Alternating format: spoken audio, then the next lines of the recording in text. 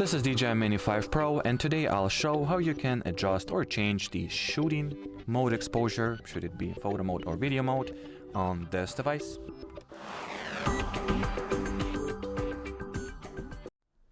So it is as simple as opening the flight interface, looking to your bottom right here, regardless of the shooting mode you have. As I mentioned, should it be photo or video, you'll find the EV adjustment icon. So tap on it, and now you can manually set your EV to whatever value you desire, or whatever value you desire out of presented exposure numbers.